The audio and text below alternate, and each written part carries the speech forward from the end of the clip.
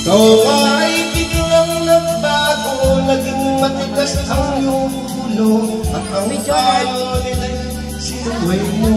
May tao. Mama ko. Di mo man lang inisip na ang kanilang ginagawa para sa'yo. Ikaw may tao. Pagkat ang nais mo'y masunod ang layaw mo, di mo sila pinapansin. Nagdaan pang mga araw at ang landas mo'y naligaw, ikaw ba'y nandun sa masamang bisyo?